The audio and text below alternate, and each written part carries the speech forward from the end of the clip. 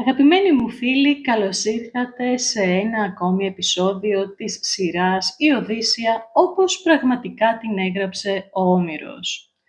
Στο προηγούμενο επεισόδιο σταματήσαμε εκεί που ο Τηλέμαχος έφευγε από την Πύλο αφού είχε γνωρίσει τον σοφό Νέστορα. Είχε ακούσει ιστορίες για τον Τροικό πόλεμο, για τον Αγαμέμνονα, τον Ορέστη και τους δύσκολους νόστους των Αχαιών. Δεν έμαθε όμως εκείνο που επιθυμούσε περισσότερο. Στην Πύλο κανείς δεν μπορούσε να του πει πού βρισκόταν ο πατέρας του. Ο Νέστορας με ειλικρίνεια του υπέδειξε έναν νέο δρόμο. Αν κάποιος γνώριζε περισσότερα, αυτός ήταν ο Μενέλαος. Ο βασιλιάς της Σπάρτης είχε περιπλανηθεί για χρόνια στις θάλασσες πριν επιστρέψει στην πατρίδα του.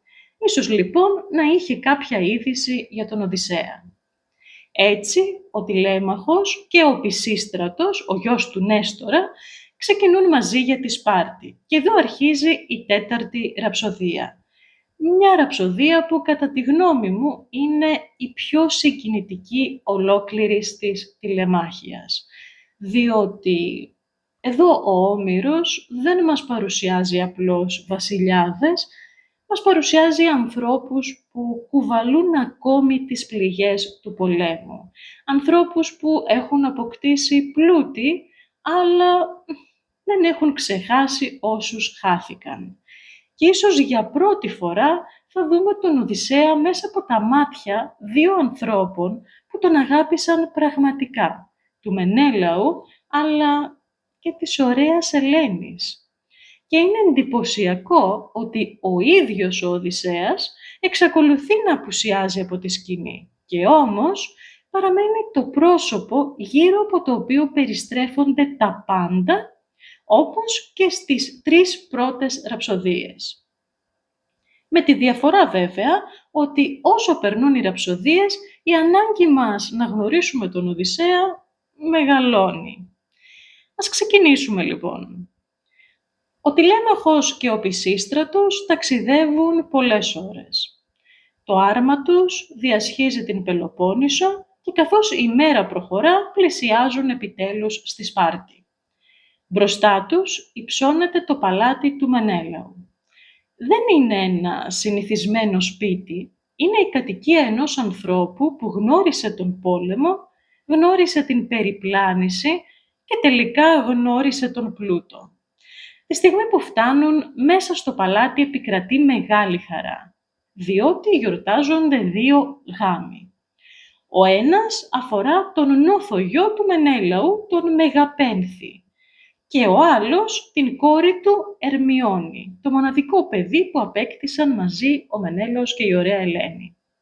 Η Ερμιόνη, σύμφωνα με την υπόσχεση που είχε δοθεί πολλά χρόνια πριν, πρόκειται να παντρευτεί τον Νεοπτόλεμο, τον γιο του Αχιλλέα.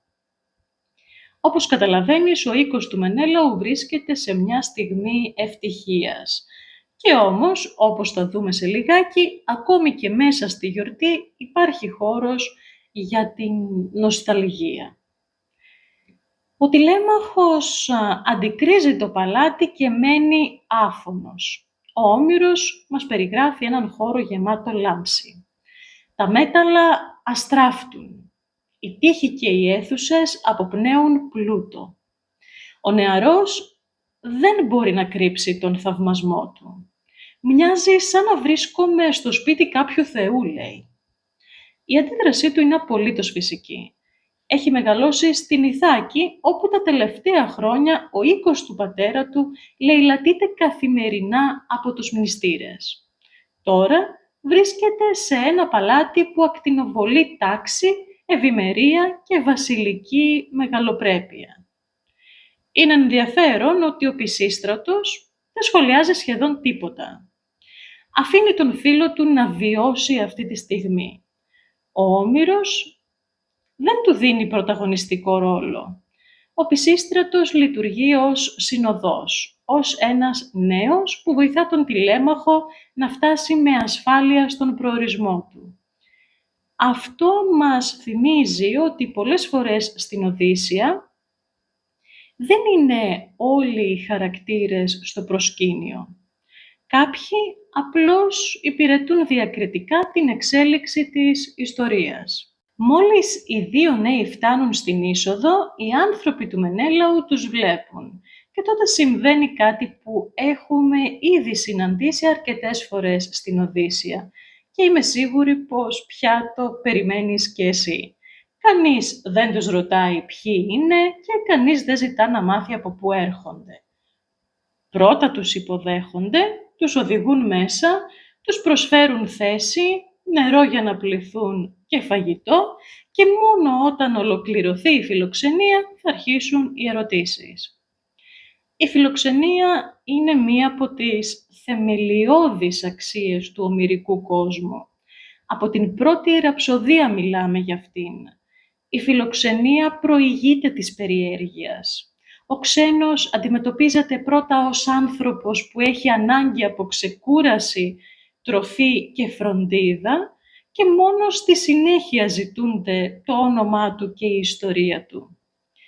Η σωστή συμπεριφορά απέναντι στον ξένο δεν εξαρτάται από το ποιος είναι, εξαρτάται από το ποιοι είμαστε εμείς. Και παρότι όλα αυτά για τη φιλοξενία σου τα είπα στην πρώτη ραψοδία, συνεχίζω να τα επαναλαμβάνω σε κάθε ραψοδία επειδή θέλω να προσέξεις κάτι.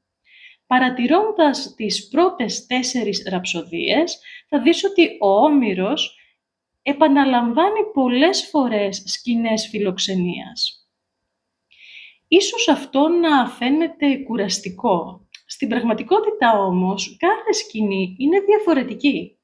Στην Ιθάκη βλέπουμε τη φιλοξενία να έχει καταπατηθεί από τους μνηστήρες. Στην Πύλο γνωρίζουμε την γενεοδορία του Νέστορα και τώρα στη Σπάρτη ο Μενέλαος συνεχίζει την ίδια παράδοση. Ο Όμηρος δεν επαναλαμβάνεται. Εσκεμμένα συγκρίνει χαρακτήρες και οίκους μέσα από τον τρόπο με τον οποίο εκείνοι συμπεριφέρονται στους ξένους. Όταν οι δύο νέοι κάθονται στο συμπόσιο, ο Μενέλαος στρέφει το βλέμμα του προς αυτούς. Δεν τους ανακρίνει, τους παρατηρεί και αρχίζει να αναρωτιέται ποιοι μπορεί να είναι. Από την εμφάνισή τους καταλαβαίνει ότι δεν πρόκειται για απλούς ταξιδιώτες. Η ευγένεια των κινήσεών τους, η στάση του σώματός τους, αλλά και ο τρόπος που συμπεριφέρονται μαρτυρούν αριστοκρατική καταγωγή. Στον κόσμο του Ομήρου, η εξωτερική συμπεριφορά θεωρείται συχνά ένδειξη της ανατροφής, αλλά και της κοινωνικής θέσης. Ο Μενέλαος με την εμπειρία που έχει αποκτήσει προσπαθεί να διαβάσει τους ανθρώπους πριν ακόμη τους ακούσει να μιλούν. Μέχρι τώρα, ο τηλέμαχος βλέπει μόνο τη λάμψη. Ο ακροατής ίσως πιστέψει ότι ο Μενέλαος είναι ο πιο ευτυχισμένος από όλους τους Αχαιούς. Έχει πλούτη, έχει οικογένεια, έχει επιστρέψει σώος στην πατρίδα του. Ο Όμηρος όμως ετοιμάζει ήδη μία μεγάλη ανατροπή. Σε λίγο θα μάθουμε ότι πίσω από όλον αυτό τον πλούτο κρύβεται ένας άνθρωπος που εξακολουθεί να θρηνεί τους φίλους που έχασε και πάνω απ' όλους τον Οδυσσέα. Νομίζω ότι εδώ ο Όμηρος κάνει κάτι εξαιρετικά έξυπνο. Μας υπενθυμίζει μία διαχρονική αλήθεια. Η εξωτερική ευημερία δεν σημαίνει απαραίτητα εσωτερική γαλήνη. Τέλος πάντων, πολλά είπα πάλι. Ας συνεχίσουμε. Οι δύο νέοι έχουν πλέον καθίσει στο τραπέζι. Το συμπόσιο συνεχίζεται. Ο Μενέλαος στρέφεται προς τους καλεσμένους του και αρχίζει να μιλά. Δεν καυχέται, ούτε επιδεικνύει τα πλούτη του. Αντιθέτως, αναγνωρίζει ότι ο οίκος του είναι γεμάτος πολύτιμα αντικείμενα. Χρυσό, ασήμι, χαλκό, εξαιρετικά υφάσματα, θησαυρούς που συγκέντρωσε στα πολυετή ταξίδια της επιστροφής του. Όμως αμέσως μετά λέει κάτι που αλλάζει ολόκληρη την εικόνα που έχουμε. Αν μπορούσα να έχω λιγότερα από όλα αυτά και να ζούσαν ακόμη οι σύντροφοί μου που χάθηκαν στην Τρία, θα το προτιμούσα χωρίς δεύτερη σκέψη. Η φράση αυτή είναι συγκλονιστική. Δεν μιλά ένας άνθρωπος που κυνηγά τον πλούτο. Μιλά ένας άνθρωπος που γνωρίζει το πραγματικό κόστος του πλούτου. Ο Μενέλαος εξηγεί ότι τα πλούτη του δεν αποκτήθηκαν εύκολα. Περιπλανήθηκε, μας λέει, για πολλά χρόνια. Έφτασε στην Κύπρο, στη Φινίκη, στην Αίγυπτο, στην Αιθιοπία, στη Λιβύη, σε τόπους μακρινούς που για τους ανθρώπους της εποχής του Ομήρου έμοιαζαν σχεδόν μυθικοί. Κάθε τόπος του χάρισε πλούτη, αλλά κανένας δεν μπόρεσε να το επιστρέψει τον χαμένο χρόνο, ούτε φυσικά τους φίλους που άφησε πίσω. Εδώ αξίζει να σταθούμε λίγο. Ο Όμηρος θα μπορούσε να παρουσιάσει τον Μενέλαο ως τον μεγάλο νικητή. Επέστρεψε, έσωσε τη ζωή του. Έχει πλούτη, έχει βασίλειο, έχει οικογένεια. Και όμως, ο ίδιος ο Μενέλαος δεν αισθάνεται νικητής, γιατί ο άνθρωπος που έχει γνωρίσει τον πόλεμο δεν μετρά την επιτυχία μόνο με τα αποκτήματα, τη μετρά και με τις απώλειες. Καθώς μιλάει για όσους χάθηκαν, το μυαλό του πηγαίνει σε έναν άνθρωπο, στον Οδυσσέα. Λέει ότι κανέναν άλλον δεν θρηνεί τόσο όσο εκείνον, γιατί δεν γνωρίζει αν ζει ή εάν πέθανε. Αυτή η αβεβαιότητα είναι το πιο βασανιστικό στοιχείο. Ο θάνατος, όσο οδυνηρός κι αν είναι, κάποτε γίνεται αποδεκτός. Η άγνοια όμως μένει πάντα ανοιχτή πληγή. Ο Μενέλαος θυμάται τον Οδυσσέα ως άνθρωπο έξυπνο, γενναίο, ως άνθρωπο ακούραστο. Έναν σύντροφο που αγωνίστηκε όσο λίγοι για την κοινή υπόθεση των Αχαιών. Ο τηλέμαχος τα ακούει όλα αυτά σιωπηλός. Μπροστά του κάθεται ένας άνθρωπος που γνώρισε πραγματικά τον πατέρα του και τον ακούει να μιλά για αυτόν με αγάπη αλλά και με θαυμασμό. Τελικά δεν αντέχει και τα μάτια του γεμίζουν δάκρυα. Ο Όμηρος μας λέει ότι προσπαθεί να τα κρύψει. Σηκώνει το πορφυρό του ημάτιο και σκεπάζει το πρόσωπό του. Δεν θέλει να φανερώσει τα συναισθήματά του. Είναι άλλη μία εξαιρετικά συγκινητική στιγμή αυτή, Δεν έχουμε μπροστά μας έναν ήρωα που δεν λυγίζει ποτέ. Έχουμε έναν νέο άνθρωπο που ακούει για τον πατέρα του ύστερα από τόσα χρόνια σιωπής. Παρατήρησε, σε παρακαλώ, πόσο διακριτικά γράφει εδώ ο Όμηρος. Δεν λέει ο τηλέμαχος ξεσπάσε λυγμούς. Δεν χρειάζεται να το πει αυτό. Αρκεί μία μικρή κίνηση. Ένα χέρι που σηκώνει το ημάτιο. Μερικές φορές οι πιο μικρές κινήσεις αποκαλύπτουν τα πιο βαθιά συναισθήματα. Και αυτό είναι ένα από τα χαρακτηριστικά της μεγάλης λογοτεχνίας. Φαντάσου λοιπόν να κάθεσαι στην αίθουσα και όλοι να συνεχίζουν το συμπόσιο.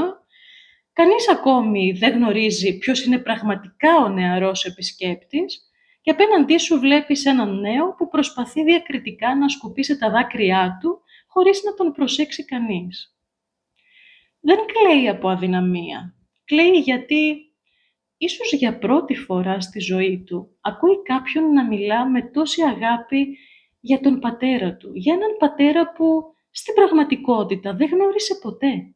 Ο Μενέλαος δεν είναι ένας τυχαίος άνθρωπος. Έχει ζήσει πολλά. Έχει μάθει να παρατηρεί. Βλέπει τον νεαρό να συγκινείται υπερβολικά κάθε φορά που ακούγεται το όνομα του Οδυσσέα και τότε αρχίζει να σκέφτεται. Μήπως αυτός ο νέος έχει κάποια ιδιαίτερη σχέση με τον παλιό μου φίλο? Η απορία κάπως έτσι γεννιέται, αλλά ακόμη δεν λέει τίποτα. Εδώ φαίνεται ξεκάθαρα πόσο προσεκτικά χειρίζεται ο Όμηρος τις αναγνωρίσεις. Δεν αποκαλύπτει αμέσως την ταυτότητα του τηλέμαχου, αντιθέτως αφήνει πρώτα να δημιουργηθεί μία συναισθηματική γέφυρα ανάμεσα στον Μενέλαο και στον νεαρό επισκέπτη. Έτσι, όταν ακολουθήσει η αναγνώριση στο επόμενο μέρος, δεν θα είναι απλώς μία πληροφορία, θα είναι η φυσική κορύφωση μίας συγκίνησης που έχει ήδη αρχίσει να χτίζεται.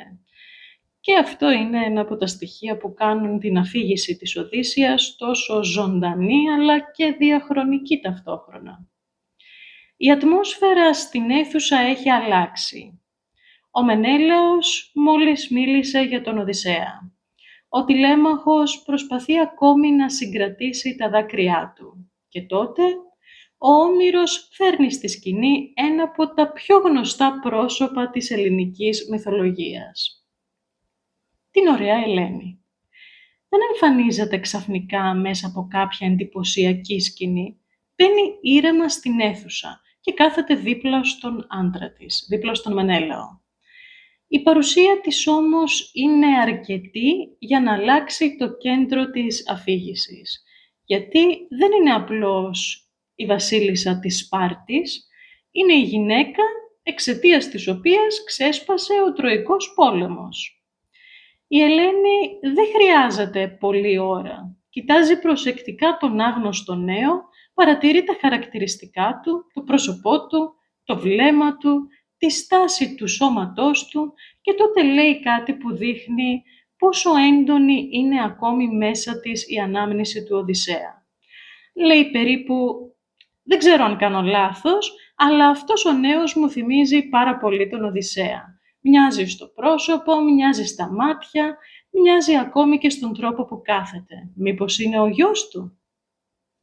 Παρατήρησε σε παρακαλώ πόσο διαφορετικά αναγνωρίζουν οι άνθρωποι. Ο Μενέλαος συγκινείται από τη συμπεριφορά του νεαρού. Η Ελένη από την άλλη προσέχει την ομοιότητα στο πρόσωπο. Δύο διαφορετικοί άνθρωποι, δύο διαφορετικοί δρόμοι, όμως το ίδιο συμπέρασμα. Ο Όμηρος δεν επαναλαμβάνει απλώς την ίδια σκηνή, την φωτίζει θα λέγαμε από δύο διαφορετικές οπτικές. Μέχρι τώρα ο τηλέμαχος έχει παραμείνει διακριτικός. Δεν έχει πει ποιος είναι, δεν έχει κάνει ερωτήσεις, δεν έχει αποκαλύψει την ταυτότητά του και τον λόγο της επίσκεψης. Την απάντηση που χρειάζεται ο Μενέλαος τη δίνει ο Πισίστρατος. Με σεβασμό εξηγεί ότι πράγματι πρόκειται για τον γιο του Οδυσσέα. Προσθέτει όμως και κάτι ακόμη. Ο τηλέμαχος είναι νέος. Δεν αισθάνεται άνετα να μιλήσει για τον πατέρα του μπροστά σε ανθρώπους που τον γνώριζαν τόσο καλά. Γι' αυτό και κρατά μία στάση σεμνότητας. Η παρατήρηση αυτή είναι πολύ όμορφη γιατί δεν παρουσιάζει τον τηλέμαχο ως έναν φοβισμένο νεαρό. Τον παρουσιάζει ως έναν νέο άντρα που γνωρίζει πότε πρέπει να αφήνει τους μεγαλύτερους να μιλούν. Μόλις ο Μενέλαος ακούει την αποκάλυψη, μένει για λίγο σιωπηλός. Δεν πρόκειται για έκπληξη, οι υποψίες του είχαν ήδη αρχίσει να σχηματίζονται, τώρα όμως επιβεβαιώνονται. Μπροστά του δεν βρίσκεται ένας τυχαίος ταξιδιώτης, βρίσκεται ο γιος του πιο πολυμήχανου από όλους τους Αχαιούς. Και μαζί με αυτή τη διαπίστωση επιστρέφουν και οι αναμνήσεις. Οι μέρες της Τρίας, οι κοινές αποφάσεις, οι δύσκολες στιγμές, οι κίνδυνοι που πέρασαν μαζί. Για μια στιγμή ο χρόνος μοιάζει να γυρίζει πίσω. Φαντάσου να γνωρίζεις έναν άνθρωπο στα νιάτα του, να περνάτε μαζί τις δυσκολότερες στιγμές της ζωής σας, να χωρίζονται κάποια στιγμή οι δρόμοι σας και 20 χρόνια αργότερα να βλέπεις μπροστά σου το παιδί του. Ίσως να παρατηρείς τις ίδιες κινήσεις, το ίδιο χαμόγελο, το ίδιο βλέμμα. Δεν βλέπεις μόνο έναν νέο άνθρωπο, βλέπεις να επιστρέφει ένα κομμάτι του παρελθόντος σου.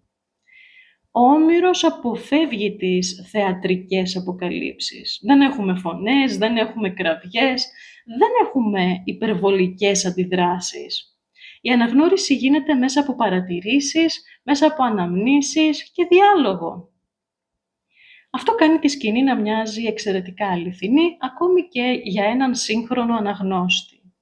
Η αλήθεια έχει πλέον υποθεί και η συγκίνηση δεν μπορεί να κρυφτεί. Ο Μενέλαος δακρύζει. Η Ελένη συγκινείται. Ο Τηλέμαχος δεν μπορεί πλέον να συγκρατήσει τα συναισθήματά του. Ακόμη και ο Πισίστρατος συμμετέχει στη σιωπηλή αυτή στιγμή. Ο Όμηρος περιγράφει μια αίθουσα όπου για μια στιγμή κανείς δεν μιλά. Δεν υπάρχει αμηχανία. Υπάρχει κοινή μνήμη, κοινός πόνος, κοινός σεβασμός για έναν άνθρωπο που λείπει. Και ίσως αυτό να είναι το πιο συγκινητικό σημείο μέχρι τώρα στην τηλεμάχια. Δεν βλέπουμε ακόμη τον Οδυσσέα, όμως η παρουσία του γεμίζει ολόκληρη την αίθουσα. Η συγκίνηση είναι ακόμη έντονη. Ο Μενέλαος μόλις έμαθε ότι απέναντί του βρίσκεται ο γιος του Οδυσσέα. Κανείς δεν μιλά και τότε η Ελένη αποφασίζει να σπάσει τη σιωπή. Δεν αλλάζει θέμα, ούτε προσπαθεί να διώξει τη λύπη. Κάνει κάτι πιο ανθρώπινο θα λέγαμε. Αρχίζει να θυμάται και η ανάμνησή της αφορά ένα από τα πιο παράτολμα κατορθώματα του Οδυσσέα μέσα στην ίδια την Τρία. Η Ελένη θυμάται ότι κάποια στιγμή, κατά τη διάρκεια του πολέμου, ο Οδυσσέας πήρε μία τολμηρή απόφαση. Μεταμφιέστηκε σε ζητιάνο.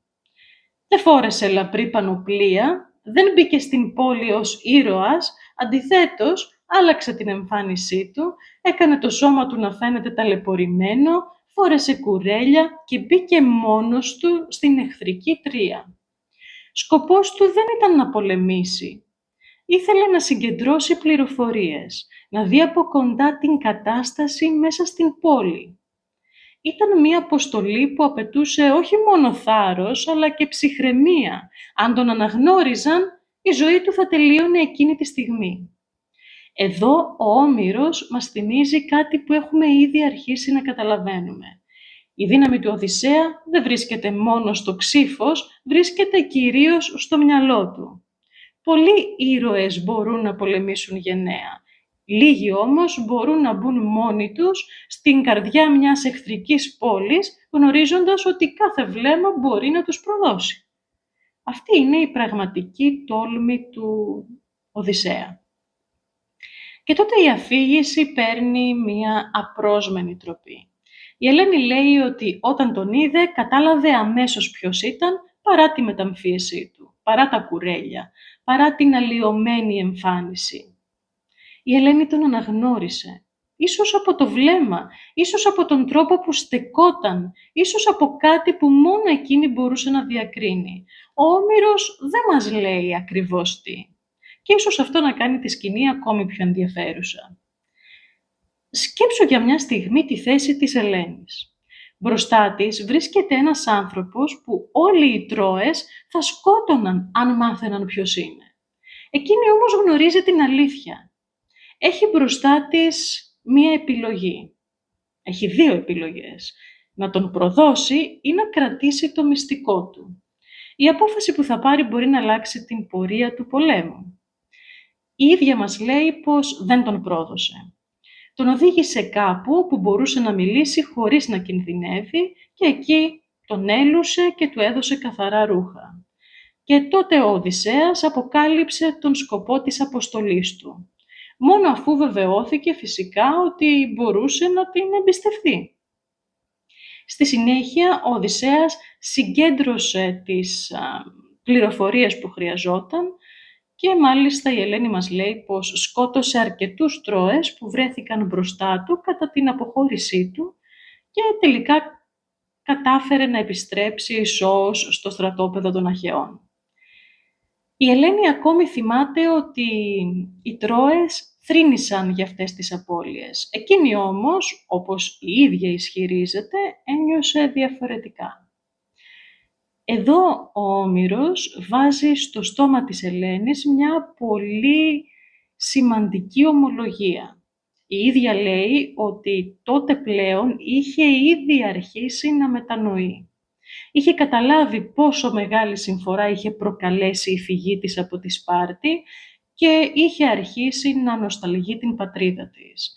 Είχε αρχίσει να αποστρέφεται την επιλογή που την είχε οδηγήσει στην Τρία. Δεν είναι ο αφηγητής εκείνος που μας λέει ότι η Ελένη μετάνιωσε. Το λέει η ίδια η Ελένη μέσα στην αφήγησή της και αυτό έχει μεγάλη σημασία. Ο Όμηρος αποφεύγει να παρουσιάσει τους ήρωές του ως απόλυτα καλούς ή απόλυτα κακούς ανθρώπους. Η Ελένη δεν είναι ένα μονοδιάστατο πρόσωπο, δεν είναι μόνο η γυναίκα για την οποία έγινε ο πόλεμος. Είναι και ένας άνθρωπος που αναστοχάζεται τις πράξεις του και μιλά για τη δική του ευθύνη. Είτε συμφωνεί κανείς μαζί της είτε όχι, ο ποιητής της δίνει φωνή. Δεν την αφήνει να μείνει απλώς ένα σύμβολο. Μέχρι τώρα, ο Τηλέμαχος γνώριζε τον πατέρα του μόνο από διηγήσεις. Τώρα ακούει έναν άνθρωπο που τον είδε να κινδυνεύει μέσα στην ίδια την Τρία. Δεν ακούει έναν μύθο, ακούει μια προσωπική μαρτυρία. Κάθε τέτοια ιστορία συμπληρώνει λίγο-λίγο την εικόνα που έχει μέσα του για τον πατέρα του. Ο πατέρας που κάποτε ήταν απλώς μία ανάμνηση, γίνεται σιγά-σιγά ένας πραγματικός άνθρωπος. Σε αυτό το σημείο αξίζει να επισημάνουμε κάτι που συχνά περνά παρατήρητο. Η ιστορία της Ελένης παρουσιάζει τον Οδυσσέα ως άνθρωπο ευφυή, ως άνθρωπο της ευφυΐας και της μεταμφίεσης, ενώ αμέσως μετά ο Μενέλαος θα αφηγηθεί ένα διαφορετικό περιστατικό, εκείνο του δούριου ύπου. Οι δύο αναμνήσεις δεν επαναλαμβάνουν την ίδια εικόνα. Συμπληρώνουν η μία την άλλη. Έτσι ο Όμηρος, πριν ακόμη εμφανίσει τον πρωταγωνιστή του, έχει ήδη σκιαγραφίσει τον χαρακτήρα του μέσα από τις μαρτυρίες δύο ανθρώπων που τον γνώρισαν από κοντά. Μόλις η Ελένη ολοκληρώνει την αφήγησή της, ο Μενέλαος παίρνει τον λόγο. Δεν τη διακόπτει, δεν τη διορθώνει, απλώς συμπληρώνει τη δική της ανάμνηση με μία άλλη. Και αυτή η ανάμνηση μας μεταφέρει στις τελευταίες ώρες του Τροικού πολέμου, στον περίφημο Δούριο Ύπο. Ο Μενέλαος θυμάται εκείνη τη νύχτα. Οι καλύτεροι πολεμιστές των Αχαιών βρίσκονται κρυμμένοι μέσα στο ξύλινο άλογο. Ο χώρος είναι στενός, η ατμόσφαιρα αποπνικτική. Κανείς δεν ξέρει αν το σχέδιο θα πετύχει.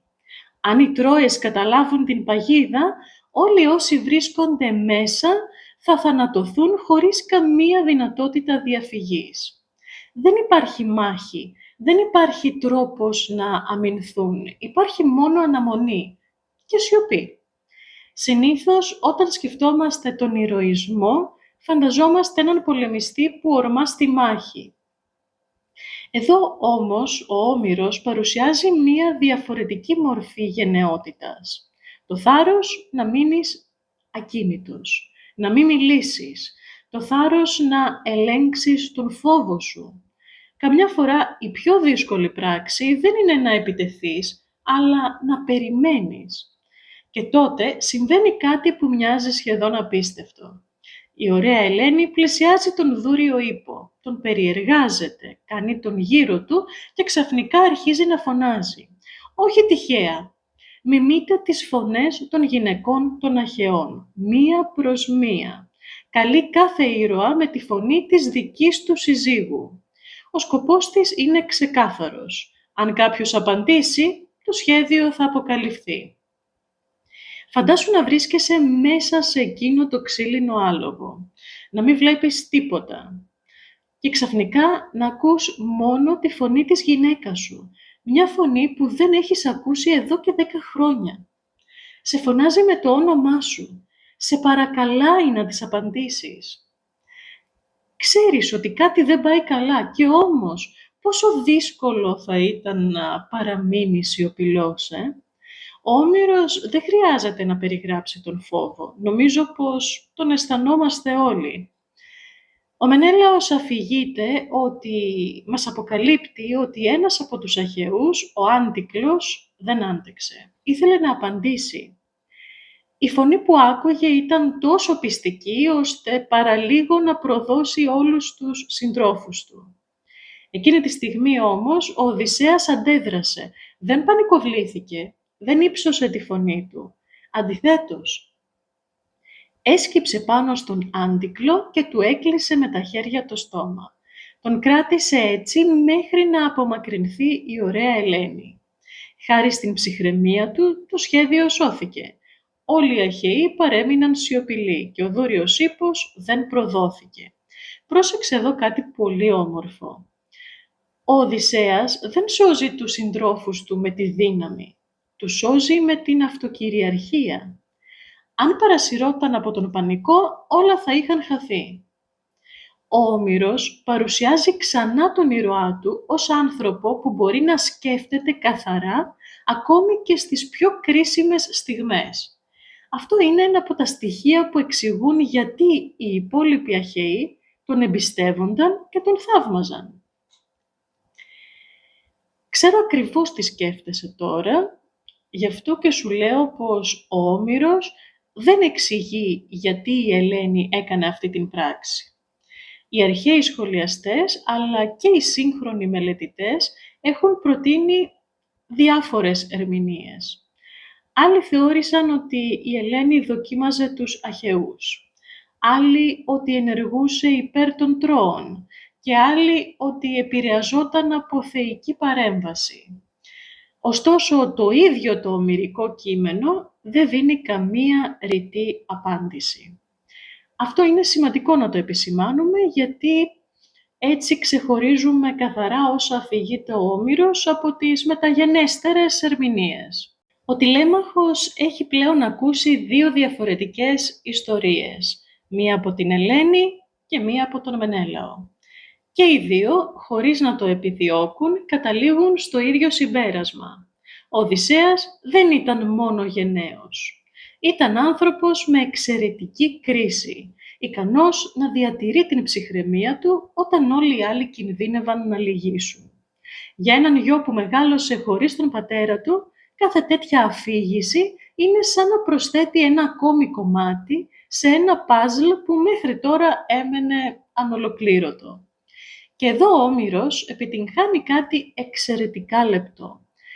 Μέσα από την ιστορία του δούριου ύπου δεν αφηγείται απλώς ένα γνωστό τέχνασμα. Η ιστορία αυτή λειτουργεί και ως έμεση προετοιμασία για όσα θα κάνει αργότερα ο Οδυσσέας στην Ιθάκη.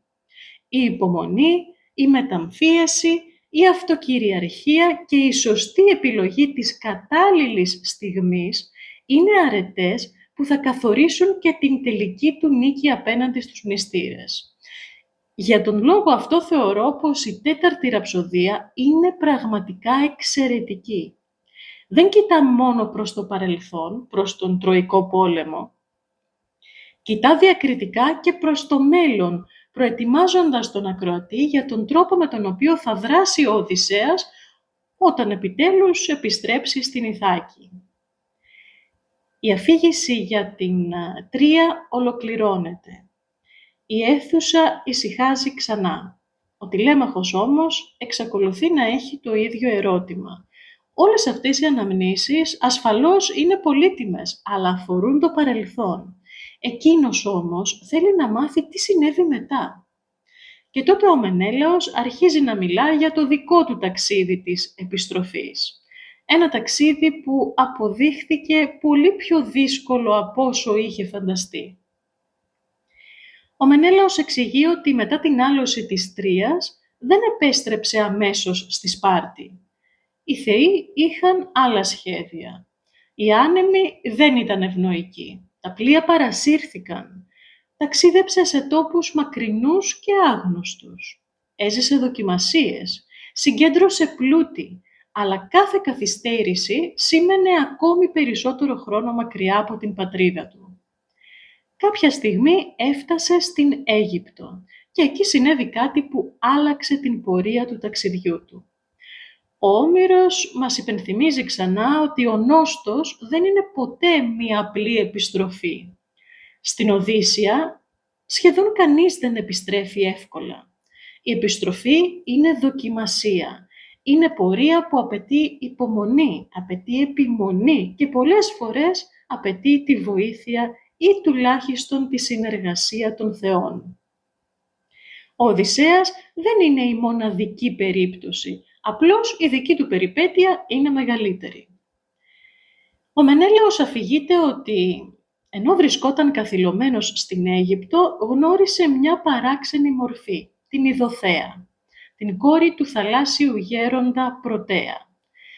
Η Ιδωθέα τον λυπήθηκε, του αποκάλυψε γιατί δεν μπορούσε να φύγει. Οι θεοί περίμεναν από εκείνον να τους προσφέρει τις θυσίες που όφιλε πριν επιστρέψει στην πατρίδα του και του έδωσε έναν τρόπο να μάθει πώς θα ξεφύγει από αυτή τη δύσκολη κατάσταση. Εδώ εμφανίζεται ένα μοτίβο που θα συναντήσουμε πολλές φορές στην Οδύσσεια. Όταν ο άνθρωπος έχει εξαντλήσει όλες του τις δυνάμεις, η λύση έρχεται μέσα από την θεϊκή βοήθεια. Όμως η βοήθεια αυτή δεν χαρίζεται. Ο ήρωας πρέπει να δείξει θάρρος, υπομονή, πρέπει να δείξει εξυπνάδα για να αξιοποιήσει αυτή τη βοήθεια. Οι θεοί ανοίγουν τον δρόμο, δεν περπατούν οι ίδιοι στη θέση του ανθρώπου. Η Ιδωθέα αποκαλύπτει στον Μενέλαο ότι πρέπει να συλλάβει τον πατέρα της, τον Πρωτέα. Πρόκειται για μία θαλάσσια θεότητα που γνωρίζει τα μυστικά των θεών και μπορεί να αποκαλύψει όσα είναι κρυμμένα από τους ανθρώπους. Υπάρχει όμως μία δυσκολία. Ο Πρωτέας δεν πιάνεται εύκολα.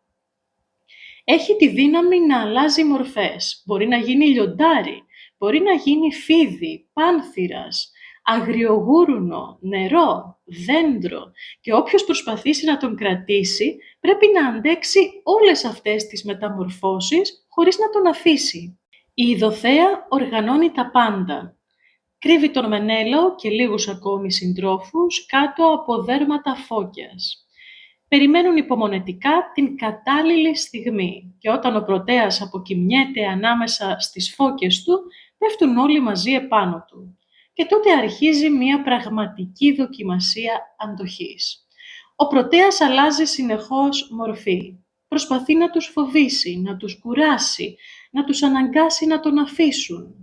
Ο Μενέλαος όμως δεν υποχωρεί. Συνεχίζει να τον κρατά σφιχτά, μέχρι που τελικά ο θαλάσσιος γέροντας σταματά να αντιστέκεται. Φαντάσου ότι κρατάς έναν αντίπαλο στα χέρια σου και ξαφνικά εκείνος γίνεται λιοντάρι, γίνεται φίδι. Μετά γίνεται ορμητικό νερό που γλιστρά ανάμεσα στα δάχτυλά σου. Ύστερα ένα δέντρο που μοιάζει ακίνητο. Θα συνέχιζες να κρατάς ή θα πίστευες ότι όλα είχαν χαθεί? Ο Όμηρος χρησιμοποιεί μια σκηνή γεμάτη φαντασία για να μας δώσει ακόμη ένα μάθημα. Για να μας διδάξει ότι πολλές φορές η επιμονή πρέπει να είναι ισχυρότερη από τον φόβο. Εδώ θα ήθελα να σταθούμε και σε κάτι ακόμη που συχνά περνά απαρατήρητο. Οι μεταμορφώσεις του Πρωτέα δεν είναι απλώς ένα εντυπωσιακό μυθολογικό επεισόδιο. Είναι και μία δοκιμασία χαρακτήρα. Ο Πρωτέας δεν νικέται με όπλα. Νικέται επειδή ο Μενέλαος δεν εγκαταλείπει. Και αυτή είναι μια ιδέα που διατρέχει ολόκληρη την Οδύσσεια. Οι πιο δύσκολες νίκες δεν κερδίζονται πάντα με τη δύναμη. Κερδίζονται με επιμονή. Έχοντας πλέον καταλάβει ότι δεν μπορεί να ξεφύγει, ο Πρωτέας σταματά να αντιστέκεται. Κοιτάζει τον Μενέλαο και του λέει ότι τώρα θα του αποκαλύψει όσα θέλει να μάθει. Ο Μενέλαος βρίσκεται επιτέλους μπροστά στην απάντηση που αναζητούσε και μαζί του βρισκόμαστε κι εμείς. Γιατί ανάμεσα στις αποκαλύψεις του Πρωτέα υπάρχει μία που αφορά άμεσα τον Οδυσσέα. Εδώ ο Όμηρος χρησιμοποιεί μία πολύ ενδιαφέρουσα αφηγηματική τεχνική. Ένας ήρωας, ο Τηλέμαχος, ακούει έναν άλλον ήρωα, τον Μενέλαο, ο οποίος διηγείται τη συνάντησή του με μια θεϊκή μορφή, τον Πρωτέα, από την οποία θα μάθει νέα για έναν τρίτο ήρωα, τον Οδυσσέα. Αυτή η αφήγηση μέσα στην αφήγηση δίνει βάθος στο έπος και κάνει τον κόσμο της Οδύσσειας να μοιάζει πραγματικά μεγάλος και πολυφωνικός. Ο Πρωτέας έχει πλέον σταματήσει να αντιστέκεται. Ο Μενέλαος τον κρατά ακόμη σφιχτά και τότε ο γέροντας της θάλασσας αρχίζει να μιλά. Δεν απαντά αμέσως στο ερώτημα για τον Οδυσσέα, πρώτα αποκαλύπτει τι απέγιναν οι υπόλοιποι αρχηγοί των Αχαιών. Είναι σαν να ξετυλίγει έναν έναν τους τελευταίους κόμβους που άφησε πίσω του ο Τροικός πόλεμος. Ο Πρωτέας μιλά πρώτα για τον Έαντα τον Λοκρό. Ο ήρωας είχε καταφέρει να σωθεί από τον πόλεμο, όμως κατά την επιστροφή του προκάλεσε την οργή των θεών. Η θάλασσα έγινε εχθρός του και το πλοίο του διαλύθηκε. Ο ίδιος σώθηκε προσωρινά πιασμένος σε έναν βράχο και τότε πίστεψε πως είχε νικήσει ακόμη και τον ίδιο τον Ποσειδώνα. Η αλαζονία του όμως στάθηκε μοιραία. Ο Ποσειδώνας χτύπησε τον βράχο με την τρίαινά του, ο βράχος διαλύθηκε και ο Αίας, όπως καταλαβαίνεις, χάθηκε στη θάλασσα. Θα μου επιτρέψεις σε αυτό το σημείο να επισημάνω ότι δεν είναι τυχαίο πως ο Όμηρος ξεκινά από αυτή την ιστορία. Ο Αίας δεν χάνεται επειδή ήταν λιγότερο γενναίος. Χάνεται επειδή πίστεψε ότι μπορούσε να σταθεί πάνω από τους θεούς. Στον κόσμο του έπους η μεγαλύτερη δύναμη δεν είναι αρκετή όταν συνοδεύεται από αλαζονία. Και αυτό είναι ένα από τα πιο σταθερά μηνύματα της αρχαίας ελληνικής σκέψης. Ο άνθρωπος οφείλει να γνωρίζει τα όρια του. Φαντάσου να έχεις επιβιώσει από 10 χρόνια πολέμου, να έχεις ξεφύγει από μάχες, βέλη, σπαθιά και τελικά να χαθείς τη στιγμή που πιστεύεις ότι όλα τελείωσαν. Ο Όμηρος μας θυμίζει πόσο εύθραυστη είναι η ανθρώπινη μοίρα. Καμιά φορά ο μεγαλύτερος κίνδυνος δεν βρίσκεται στην ίδια τη δοκιμασία. Βρίσκεται στη στιγμή που πιστεύουμε ότι δεν κινδυνεύουμε πια. Ύστερα ο Πρωτέας στρέφεται σε έναν ακόμη μεγαλύτερο ήρωα, τον Αγαμέμνονα, τον αρχιστράτηγο όλων των Αχαιών. Ο Μενέλαος ακούει με αγωνία και τότε μαθαίνει κάτι που τον συγκλονίζει. Ο αδερφός του δεν σκοτώθηκε στην Τρία, ούτε χάθηκε στη θάλασσα. Επέστρεψε στην πατρίδα του, όμως εκεί τον περίμενε ο θάνατος. Ο Αίγιστος, έχοντας συνάψει σχέση με την Κλιτεμνίστρα, τη γυναίκα του Αγαμέμνονα, είχε οργανώσει μία παγίδα. Υποδέχθηκαν τον Αγαμέμνονα σαν να τον τιμούσαν. Τον κάλεσαν σε συμπόσιο και εκεί τον δολοφόνησαν. Μαζί του σκοτώθηκαν και πολλοί από τους συντρόφους του. Θυμάσαι, φαντάζομαι, ότι αυτά ακούσαμε να τα αφηγείται λεπτομερώς ο σοφός Νέστορας στον Τηλέμαχο στην προηγούμενη ραψοδία. Εδώ ίσως κάποιος αναρωτηθεί γιατί ο Όμηρος αφιερώνει τόσο χρόνο στον Αγαμέμνονα ενώ η Οδύσσεια μιλά για τον Οδυσσέα. Η απάντηση είναι πολύ απλή. Ο ποιητής δημιουργεί μια σύγκριση. Ο Αγαμέμνονας γύρισε στην πατρίδα του, αλλά ούτε εκεί έζησε ειρηνικά. Αντιθέτως, βρήκε την προδοσία. Ο Οδυσσέας επίσης θα επιστρέψει σε έναν οίκο που έχει διαταραχθεί. Και ο ακροατής το γνωρίζει αυτό και αρχίζει ήδη να αναρωτιέται, θα έχει άραγε και ο Οδυσσέας την ίδια τύχη? Έτσι ο Όμηρος καλλιεργεί την αγωνία χωρίς να αποκαλύπτει ακόμη τίποτε. Και μια λεπτομέρεια που πρέπει να παρατηρήσουμε. Από την πρώτη ραψοδία ακόμη, ο Αγαμέμνονας εμφανίζεται διαρκώς ως ένα είδος αντικατοπτρισμού του Οδυσσέα. Και οι δύο βασιλιάδες λείπουν για πολλά χρόνια από τον οίκο τους. Και οι δύο επιστρέφουν ύστερα από έναν μακρύ πόλεμο. Όμως η τύχη τους θα είναι εντελώς διαφορετική. Ο Όμηρος μας προετοιμάζει διακριτικά για αυτή τη μεγάλη σύγκριση που θα συνοδεύει ολόκληρο το έπος. Ο Πρωτέας δεν σταματά στη δολοφονία, αναφέρει και κάτι ακόμη. Ο γιος του Αγαμέμνονα, ο Ορέστης, όταν μεγάλωσε, εκδικήθηκε τον φόνο του πατέρα του και σκότωσε τον Αίγιστο και φυσικά αποκατέστησε την τιμή του οίκου του. Για τους ανθρώπους της εποχής του Ομήρου, αυτή η πράξη αποτελούσε παράδειγμα ενός γιου που στάθηκε αντάξιος του πατέρα του. Και εδώ βρίσκεται ίσως το πιο έξυπνο σημείο της αφήγησης. Ποιος κάθεται απέναντι από τον Μενέλαο ακούγοντας αυτή την ιστορία? Ο Τηλέμαχος, ένας νέος που επίσης έχει έναν απόντα πατέρα και έναν οίκο που κινδυνεύει και ανθρώπους που καταπατούν το σπίτι του. Ο Όμηρος δεν λέει ποτέ ευθέως «Τηλέμαχε, πάρε παράδειγμα από τον Ορέστη». Δεν χρειάζεται να το κάνει. Ο παραλληλισμός δημιουργείται μόνος του και είναι πολύ πιο δυνατός ακριβώς επειδή δεν διατυπώνεται ως διδαχή. Μέχρι τώρα ο Πρωτέας μίλησε για τον Έαντα, μίλησε για τον Αγαμέμνονα, μίλησε για τον Ορέστη.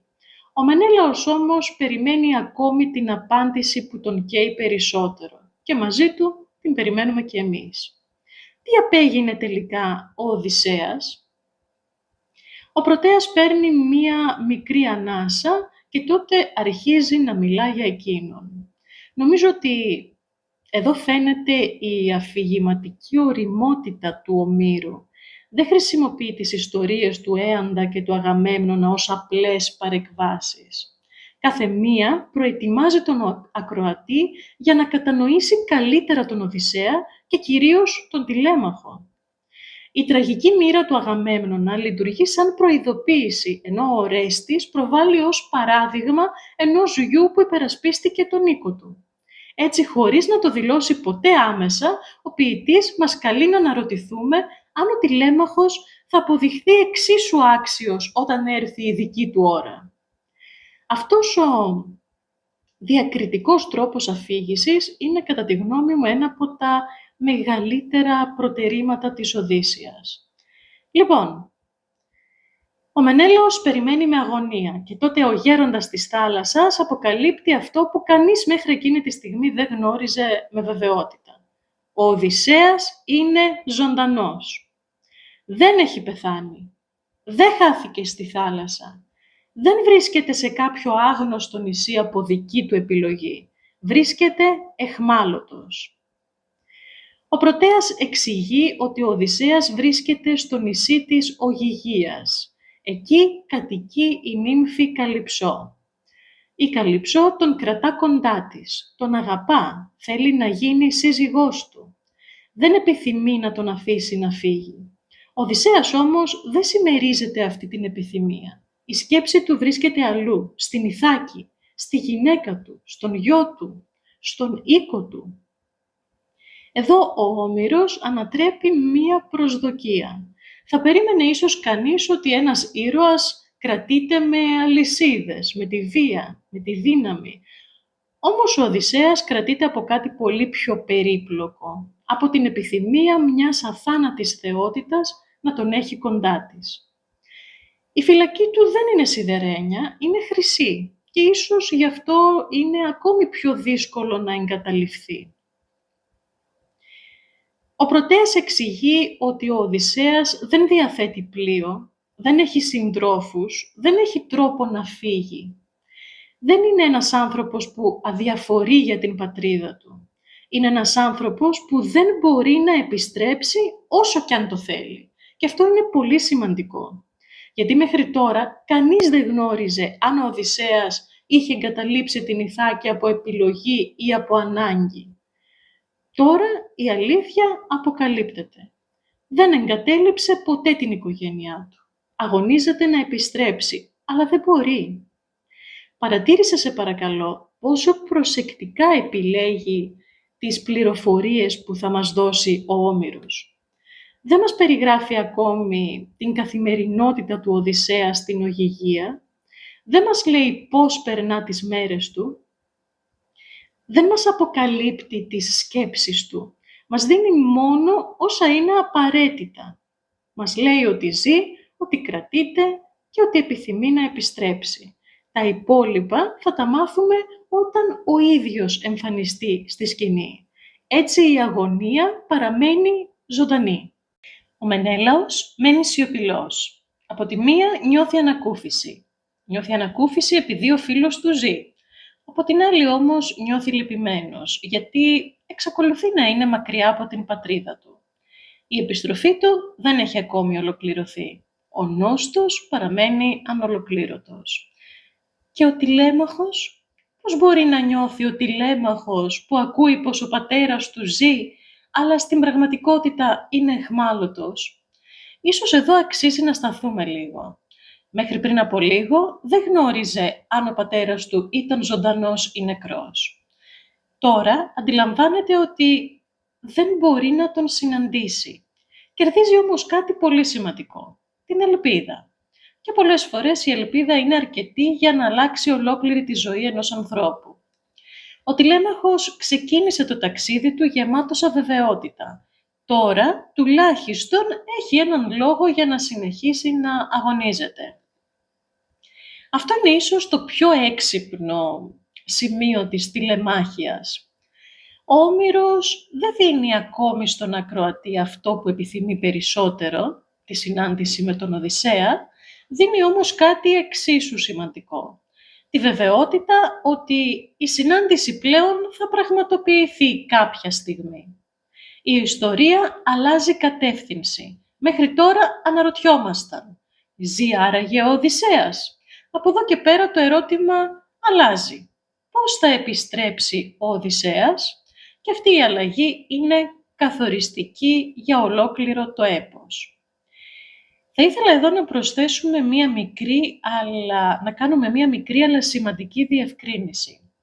Ο Πρωτέας δεν παρουσιάζει τον Οδυσσέα ως έναν ήρωα που απολαμβάνει τη ζωή του δίπλα στην Καλυψό. Αντιθέτως, η εικόνα που δίνει είναι εκείνη ενός ανθρώπου που εμποδίζεται να επιστρέψει. Αυτή η πληροφορία είναι ουσιαστική γιατί αποκαθιστά από νωρίς τον χαρακτήρα του Οδυσσέα απέναντι στον ακροατή.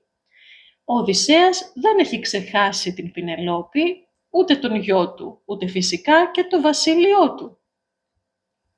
Αφού ο Πρωτέας αποκάλυψε την τύχη των άλλων Αχαιών και έδωσε τα νέα για τον Οδυσσέα, ο Μενέλαος έχει ακόμη ένα τελευταίο ερώτημα. Τι θα απογίνει ο ίδιος? Θα μπορέσει να επιστρέψει με ασφάλεια στη Σπάρτη? Ποιο τέλος πάντων του επιφυλάσσουν οι θεοί? Ο Πρωτέας τότε του αποκαλύπτει κάτι εντελώς απρόσμενο. Ο Μενέλαος δεν πρόκειται να πεθάνει όπως οι περισσότεροι άνθρωποι. Οι θεοί του επιφυλάσσουν μία διαφορετική μοίρα. Όταν έρθει η ώρα του, θα μεταφερθεί στα ηλίσια πεδία, στον τόπο όπου, σύμφωνα με την ομηρική παράδοση, ζουν οι ευνοημένοι των θεών. Εδώ χρειάζεται λίγη προσοχή. Τα ηλίσια πεδία του Ομήρου δεν ταυτίζονται με τις μεταγενέστερες αντιλήψεις για τον παράδεισο. Ο Όμηρος περιγράφει έναν ιδιαίτερο τόπο στην άκρη του κόσμου, όπου η ζωή είναι ήρεμη, χωρίς κρύους χειμώνες, χωρίς κακουχίες και χωρίς σκληρές δοκιμασίες. Δεν πρόκειται όμως για ανταμοιβή που έχουν όλοι οι ενάρετοι άνθρωποι. Ο Μενέλαος οδηγείται εκεί επειδή είναι γαμπρός του Δία ως σύζυγος της ωραίας Ελένης που ήταν κόρη του Δία. Αυτό είναι ένα σημαντικό σημείο που συχνά το αγνοούμε. Η ιστορία τελειώνει. Ο Μενέλαος σταματά να μιλά. Ο τηλέμαχος έχει αποκτήσει κάτι πολύ πιο πολύτιμο από δώρα. Έχει αποκτήσει γνώση. Ξέρει πλέον ότι ο πατέρας του ζει, ότι προσπαθεί να επιστρέψει και ότι δεν τον εγκατέλειψε ποτέ. Το ταξίδι του τηλέμαχου στη Σπάρτη, επομένως, ήταν επιτυχημένο. Ίσως όχι όπως το είχε φανταστεί, αλλά σε κάθε περίπτωση ήταν επιτυχημένο. Φαντάσου να ξεκινάς ένα ταξίδι χωρίς να γνωρίζεις αν ο άνθρωπος που ψάχνεις βρίσκεται καν στη ζωή και να επιστρέφεις τελικά σίγουρος ότι ο άνθρωπος σου ζει. Δεν τον έχεις συναντήσει ακόμη βέβαια, αλλά ξέρεις ότι υπάρχει, ξέρεις ότι σε σκέφτεται, ξέρεις ότι προσπαθεί να γυρίσει. Και μερικές φορές ακόμη και αυτό από μόνο του αρκεί για να δώσει έτσι δύναμη σε έναν άνθρωπο. Η τέταρτη ραψοδία ολοκληρώνει ουσιαστικά την τηλεμάχια, δηλαδή το πρώτο μεγάλο τμήμα της Οδύσσειας. Ο Τηλέμαχος ξεκίνησε ως ένας νέος γεμάτος αμφιβολίες. Τώρα είναι πιο ώριμος. Έχει γνωρίσει 2 σπουδαίους βασιλιάδες. Έχει ακούσει ιστορίες για τον πατέρα του και κυρίως έχει αποκτήσει έναν σκοπό. Όταν τον ξανασυναντήσουμε, δεν θα είναι πια ο ίδιος άνθρωπος. Κάπου εκεί ο Όμηρος κάνει κάτι που αγαπάει ιδιαίτερα. Ξαφνικά αλλάζει σκηνή. Αφήνουμε τη ζεστή φιλοξενία της Σπάρτης και επιστρέφουμε στην Ιθάκη. Εκεί βέβαια τίποτε δεν έχει αλλάξει. Οι μνηστήρες πληροφορούνται ότι ο Τηλέμαχος επιστρέφει και αντιλαμβάνονται πως το ταξίδι του δεν ήταν μια απλή περιπέτεια, αντιλαμβάνονται πως ο νεαρός διάδοχος αρχίζει να γίνεται επικίνδυνος για τα σχέδιά τους. Και έτσι παίρνουν μια απόφαση που αλλάζει τα πάντα. Οι μνηστήρες δεν αρκούνται πλέον στο να κατασπαταλούν την περιουσία του Οδυσσέα, αποφασίζουν να σκοτώσουν τον γιο του, τον Τηλέμαχο. Οργανώνουν ενέδρα. Θα περιμένουν το πλοίο του στο πέρασμά του προς την Ιθάκη. Ελπίζουν πως θα τον ευνηδιάσουν και πως ο Τηλέμαχος δεν θα επιστρέψει ποτέ στην Ιθάκη. Πρόσεξε λίγο σε παρακαλώ πόσο πολύ έχει αλλάξει η ιστορία. Στην πρώτη ραψοδία οι μνηστήρες ήταν απλώς αλαζόνες. Τώρα γίνονται δολοφόνοι. Η ένταση, όπως καταλαβαίνεις, ανεβαίνει κατακόρυφα. Ο ακροατής καταλαβαίνει ότι δεν υπάρχει πλέον δρόμος επιστροφής. Η σύγκρουση πλησιάζει. Η είδηση αυτή φτάνει στα αυτιά της Πηνελόπης. Η αγωνία της προφανώς είναι τεράστια. Μέχρι τώρα ανησυχούσε για τον άντρα της. Τώρα φοβάται και για τον μοναχογιό της. Ο Όμηρος δεν παρουσιάζει την Πηνελόπη ως μια γυναίκα που καταραίει. Τη δείχνει να πονά, να θρηνεί, αλλά να παραμένει αξιοπρεπής. Είναι ένας χαρακτήρας που αντέχει χωρίς να χάνει την αξιοπρέπειά του. Είναι για τον Όμηρο μάλλον η ιδανική γυναίκα. Την πιο σκοτεινή στιγμή εμφανίζεται ξανά η θεϊκή προστασία.